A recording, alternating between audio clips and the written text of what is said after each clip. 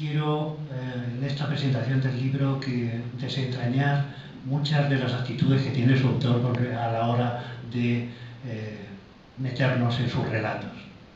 Presentamos un libro hoy rico, impresionante en la utilización del lenguaje, y desde luego nos ampliará nuestros horizontes y nuestro pensamiento, abrirá nuestras conciencias a nuevas dimensiones.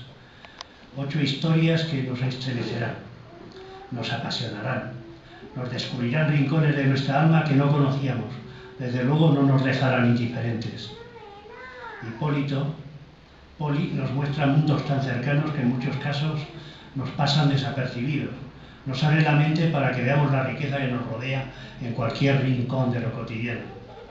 En cada relato nos transporta a un mundo distinto, por lo que mi consejo, ya que tenéis el libro entre las manos, es que se lea despacio, saboreando cada instante de los reflejados en cada historia. Para apostar por un caballo perdedor como es la cultura. No nos engañemos, este y otros libros que salen como este nacen gracias a partidas presupuestarias procedentes de nuestros impuestos. Y todavía hoy en día hay quien no acaba de entender que determinados recursos se apliquen a la cultura y no a otras actividades más provechosas o productivas, entre comillas. Bueno, malos tiempos para la lírica, si es que algunos fueron buenos. Y tampoco quiero ni debo olvidarme de agradecer a Fernando que esté aquí. Quiero agradecerle su presencia y sus palabras.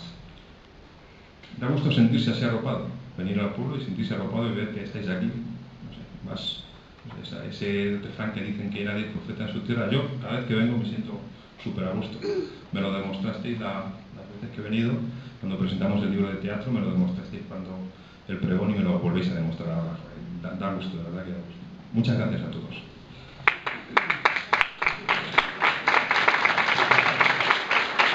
Bueno, y después de los agradecimientos pasemos a otras cosas que para un pueblito, ¿no? No es muy habitual en las presentaciones de los libros que el autor pues, se ponga a leer unas páginas escritas, y es que no quiero olvidarme de nada, ¿no? Y se aparte del propio libro en sí, que es el que se presenta, pero yo quisiera pediros, con vuestro permiso, y espero que me lo deis porque si no, esto ya no vale para nada, yo voy a seguir. Y aprovechando la oportunidad que se me brinda y el marco incomparable de esta Semana del Libro en Argasilla, que es mi pueblo, con gente que se dedica a escribir, con gente que se dedica a leer lo que otros escriben, haceros partícipes de algunas reflexiones y de algunas inquietudes y de algunos temores que últimamente me asaltan.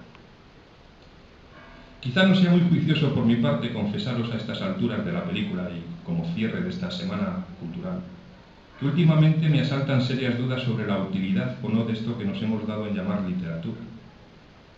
Quizá nos hemos acostumbrado tanto al acto de leer que consideramos como algo normal abrir un libro y hojear con devoción lo que no se oculta que es mentira.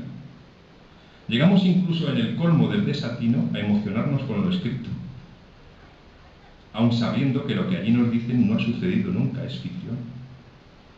No ha tenido lugar en la realidad. Para algunos filósofos y ensayistas, la ficción está muerta. Confiesan que no leen novelas porque, habiendo ocurrido tantas cosas en el mundo, ¿por qué habría que interesarse por unas que no han ocurrido nunca y probablemente nunca lleguen a ocurrir? Esta nueva corriente desafecta de la ficción huye de la novela como si fuese la encarnación misma del diablo y se refugia en las memorias, en las autobiografías, en los diarios, en las correspondencias, en los libros de historia. Y quizá tengan razón. Yo me lo pregunto, quizá tengan razón. Se hace raro que personas adultas, sensatas, como nosotros, de sentido común, contrastado, se sumerjan en la ficción aun sabiendo que todo es inventado. ¿Por qué? ¿Por qué jugamos a hacer de la ficción una realidad concreta? Mark Twain pensaba que la diferencia entre ficción y realidad estaba en que la primera, la ficción, debía ser verosímil. Y aquí entra de lleno una palabra que se ajusta completamente al sentir de la ficción, la verosimilitud. Lo verosímil no tiene por qué ser real, de hecho no debería ser nunca real.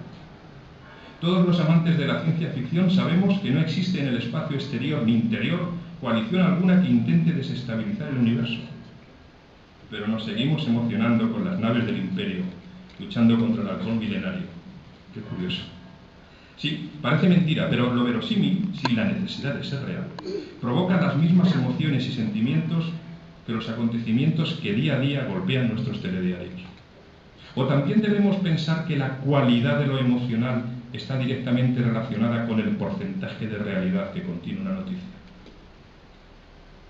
En mi opinión, el hombre, la mujer, nuestra especie, tiene necesidad de la ficción porque tiene necesidad de conocer lo posible además de lo cierto.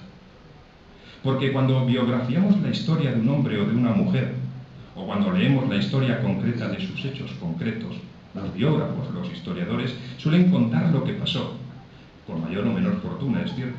No entraré ahora a discernir si lo que cuentan es lo que pasó o no, pero bueno, asumiendo que así sea, suelen contar los hechos tal y como sucedieron.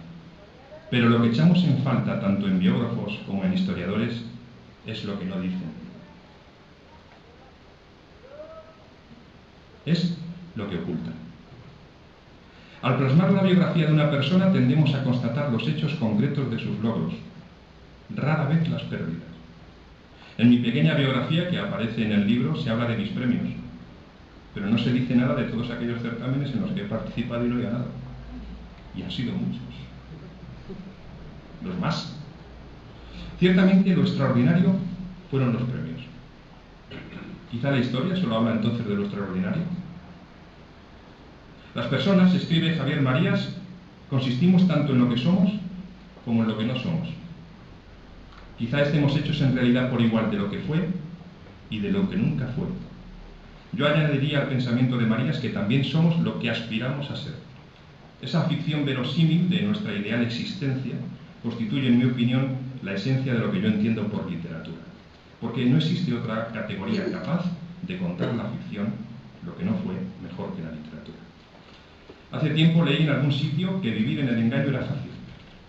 Es más, era la condición misma de nuestra naturaleza. La mejor biografía se escribe con fragmentos irregulares de nuestra vida. En nuestros recuerdos hay zonas oscuras, episodios de sombra. La literatura subraya los pasajes turbios de nuestra memoria. Es más, la literatura, la novela, el teatro, la poesía, las artes en general, trascienden la narración. Escribir es eso, es jugar, inventar, crear, construir. Robert Louis Stevenson definía la actividad literaria como un juego. Decía que él siempre estaba jugando en casa como un niño con un papel. Para finalizar, les diré que los escritores somos más lectores de ficción que escritores. De hecho, habremos leído siempre mucho más de lo que jamás podremos escribir. Por todo ello, ¿cómo no seguir creyendo en la literatura? Hago mío las palabras de Ana María Matute cuando afirma que quien no vive, quien no inventa, no vive. ¿Y qué es sino el arte más que pura invención? Gracias a él, los acontecimientos habituales se transforman en momentos mágicos. Todos hemos visto alguna vez palomas bebiendo de alguna fuente, ¿verdad? En el discurso histórico, alguien escribiría: un par de palomas se acercaron a la fuente del pueblo para beber. Solo desde una perspectiva literaria, alguien podría reescribir: han venido a mi casa 2 palomas de bar. Tienen el color gris de los viajes. Están tomando posesión del mundo. Se acercan a la fuente como una gran pagoda. Y mi jardín se ensancha cuando vuelan. Es de Paco Umbral.